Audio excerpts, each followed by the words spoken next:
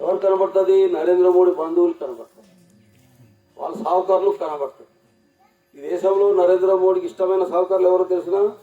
అదానీలు, అంబానీలు, టాటాలు, బిర్లాలు, లక్ష్మీ మిట్టల్, నవీన్ మిట్టల్, వీళ్ళు పెద్ద పెద్ద వేల కోట్లు డబ్బు ఉంటారు. వాళ్ళు ఇప్పుడు ఎలక్షన్ ముందు వాళ్ళ దగ్గర డబ్బులు వీళ్ళు దొబ్బేసి ఇప్పుడేం చేస్తున్నారు? ఇదిగో ఈ అరడకోట నుంచి అలాగా సిరసపల్లికుండా అలాగే వెళ్తే మన వంగి ఆ తిముడిపల్లి ఎండ్రిక్ పర్వతం ఇదంతా కూడా అదానిది, ఇదిగో నీది, ఇక్కడ నువ్వు తవ్వుకున్నావు. ఇంకోటి అల్లా ప్రాంతం అది నీది, ఇది నీది అని బ్లాకులుగా విభజించి ఈ బ్లాక్ నీది, ఈ బ్లాక్ నీది, ఈ బ్లాక్ నీది అని ఇచ్చేసారు. అందుకే 4వ కమిటీ ఎండి ఒరిస్సా నుండి ఏం చెప్పాడు తెలిసిన వాడు? జనవరి 26 నుండి ఏజెన్సీలో అన్ని ప్రాంతాల్లో గనులు తవ్వుతామని ఇచ్చారు. వాడికి ఎన్ని గుండెలు, ఎన్ని దమ్ములు వాడికి? అంటే దమ్ము ఇచ్చింది ఎవడు? నరేంద్ర మోడీ. రిజర్వేషన్ వద్దన్నది ఎవరు? నరేంద్ర మోడీ.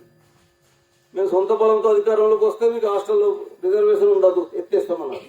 రిజర్వేషన్ ఎత్తేస్తే ఏకలవ్య స్కూల్స్ ఉండవు, ఆశ్రమ స్కూల్స్ ఉండవు, హాస్టల్స్ ఉండవు. నీ పిల్లల్ని నీ సొంత ఖర్చులతో నువ్వు ఖర్చు పెట్టగలవా? ఖర్చు పెట్టగలిగే శక్తి మనకుందా? ఆ రోజు హాస్టల్ మెతుకులు ఉన్నది, గవర్నమెంట్ భోజనం, గవర్నమెంట్ చదువుతుంది కాబట్టి నేను చదువుకోగలిగాను.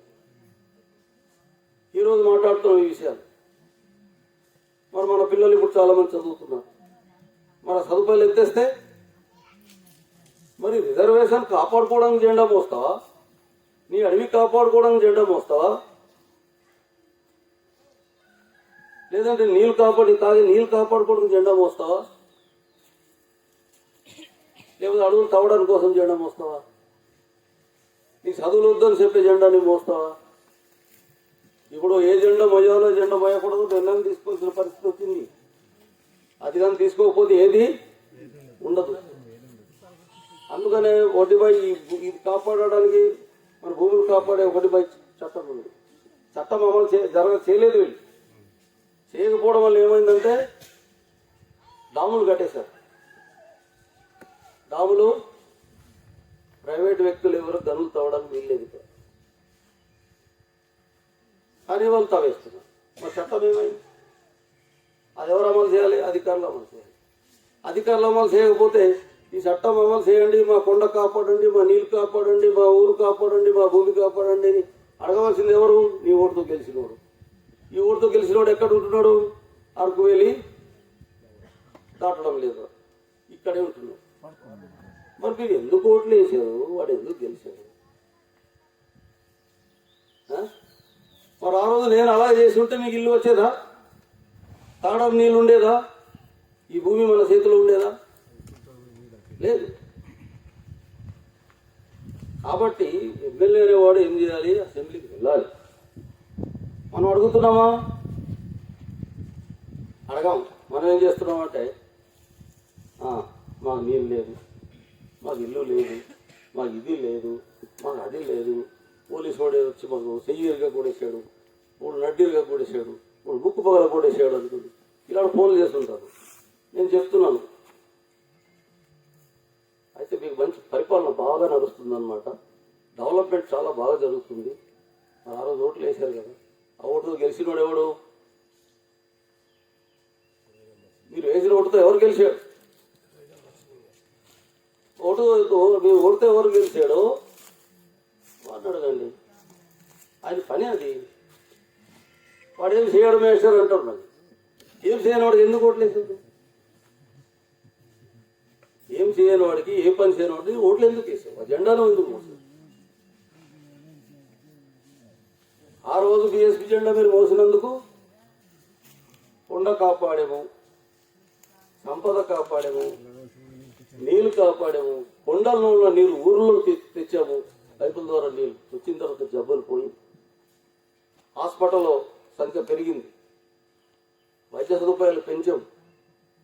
మరి దీంట్లో భాగంగానే అప్పుడు పాడేరులో ఉన్న హాస్పిటల్ ఎక్కడ వచ్చింది? ఇప్పుడు ఉంచెప్పు, అరకువేలు ఒకటి, తర్వాత చింతపల్లి ఒకటి, పాడేరులో హాస్పిటల్ అని జిల్లా హాస్పిటల్ అయింది. అంటే ఆ రోజు ఉన్న సదుపాయాల కంటే ఎక్కువ సదుపాయాలు పెరిగింది. అప్పుడు మళ్ళీ మీరు అప్పుడు రక్తం ఎక్కించాలంటే ఎక్కడికి వెళ్ళాలి? మనం వైజాగ్ వెళ్ళాలి. ఇప్పుడు ఎక్కడ?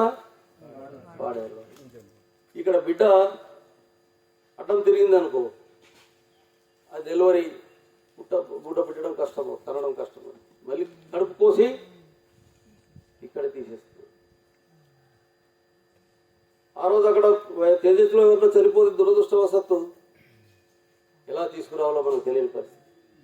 మనకు ట్రైబల్ సెల్ ఏర్పాటు చేయించి తర్వాత ఇప్పుడు గవర్నమెంట్ బండి వైజాగ్ తేజస్కి వెళ్ళేటప్పుడు గవర్నమెంట్ బండి రావడానికి కూడా, అలాగే పాడేరు హాస్పిటల్ నుంచి ఇంటి నుంచి పాడేరు హాస్పిటల్ ఇన్ని సదుపాయాలు ఇస్తే నాకు ఎంత సన్మానం చేస్తారంటే, అంటే ఈ పని చేయడం మంచిదా చెడ్డదా? ఇప్పుడు నేను చెడు చేశానా? మంచి చేసావు. మంచి చేసి ఉంటే మరి నాకేం చేయాలి? గెలిపించకపోయినా డిపాజిట్లను రావాలి కదా. డిపాజిట్ రాకుండా ఒకటి ఇచ్చా. నీకని కాదు, జనరల్గా అందరూ ఏం చేశారు అంటే డిపాజిట్ రాకుండా ఎవరు నోడిస్తారు? ఎందుకు పనికి రాని వాడికి, అసెంబ్లీకి వెళ్ళని వాళ్ళకి, మీకోసం మాట్లాడిన వాడికి, మీ భూమి కాపాడలేని వాడికి, మీ కోసం ఏ సదుపాయం చేయలేని వాడికి, మీకు ఇవ్వలేని వాడికి ఓడించాలి.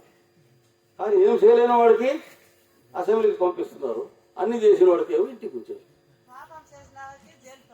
అది పాపం చేసిన వాళ్ళకి జైలు పంపాలి కదా. పాపం చేసిన వాళ్ళకేమో ఇంటికి, పాపం చేయని వాడికేమో జైలుకి. మరి ఈ తీర్పు కరెక్టా? ఈ తీర్పు కరెక్టా? ఈ ఆలోచన కరెక్టా అని? కాబట్టి మనం తప్పు చేసి మనము శిక్ష ఉండమా? మాట్లాడు, వినమ్మా తల్లి, విను విను విను తర్వాత మాట్లాడదాం. అది కాబట్టి మనం ఏం చేయాలి? ఇప్పుడు నేను తప్పు చేశానా, మీరు తప్పు చేశాను, ఇలాగా మనం చేసిన తప్పుకు మనము శిక్ష వేసుకోకూడదు. ఇప్పుడు ఆ శిక్ష పడింది.